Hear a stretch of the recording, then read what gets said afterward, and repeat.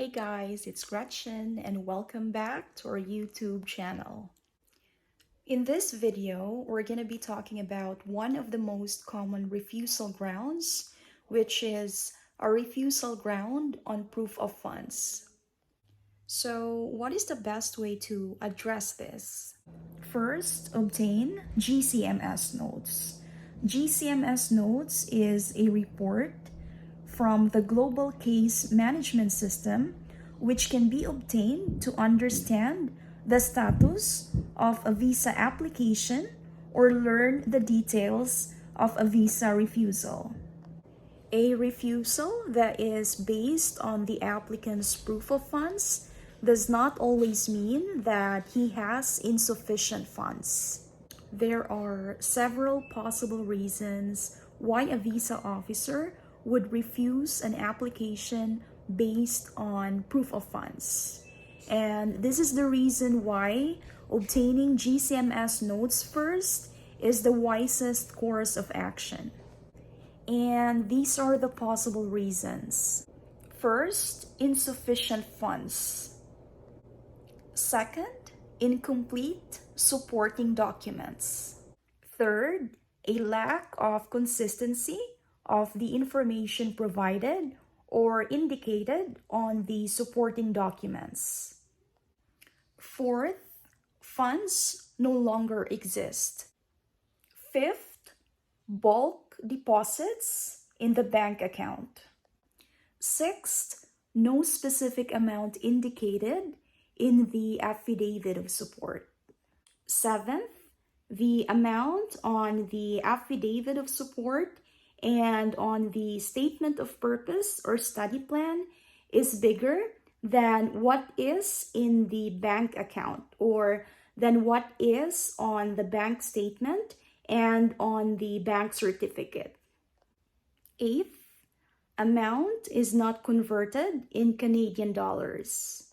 Ninth, documents are not professionally scanned and submitted, and documents are not clear enough for the visa officer to understand all the information. So the second best way to address this refusal is to address it based on the specific reason of the visa officer for refusing the application.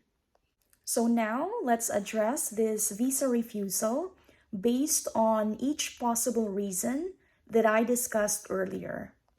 So to address insufficient funds, the applicant has to meet the proof of funds required by Immigration Refugees and Citizenship Canada.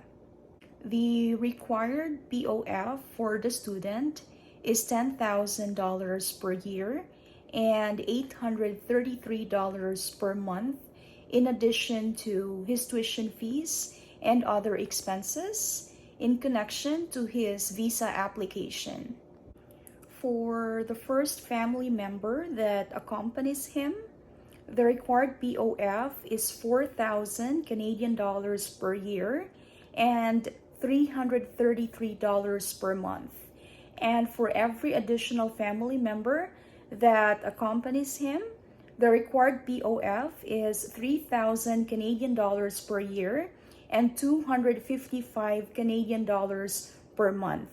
And this is in addition to the other expenses or other fees in connection to the visa application. For incomplete documents, the applicant has to submit all the required documents and documents that will strengthen his proof of funds. Needed documents are bank certificate, bank statement, income tax return, pay slips, and certificate of employment if the applicant or the sponsor is currently employed, business permit, and any proof of business transactions if the sponsor or the applicant is a business owner, affidavit of support if the applicant has a sponsor, government issued photo ID of the sponsor, proof of relationship of the sponsor to the applicant It can be birth certificate if the applicant is related by blood to the sponsor, or pictures together with the applicant. For the third one, which is a lack of consistency of the information provided on the supporting documents, the applicant just needs to be consistent with everything.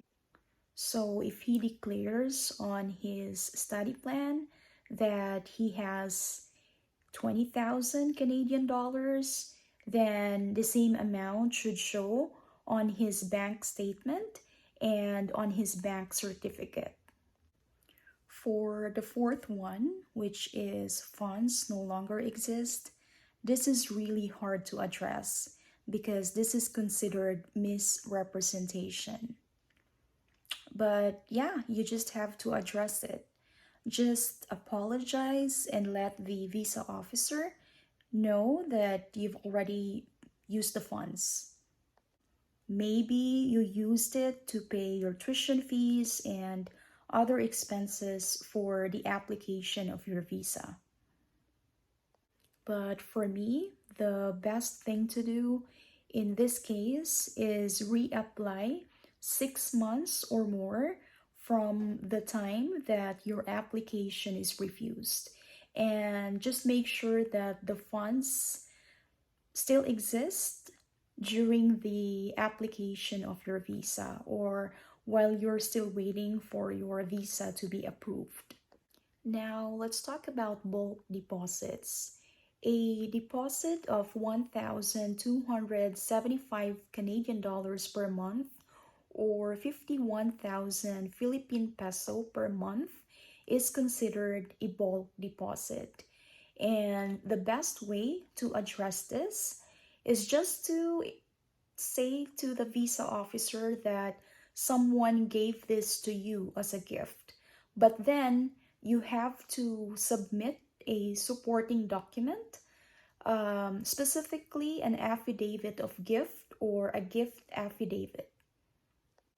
Sixth, a specific amount of financial support should be indicated on the affidavit of support. The sponsor may have 20,000 Canadian dollars in his bank account, but this does not mean that this is all the money that he will allocate for his financial support to the applicant.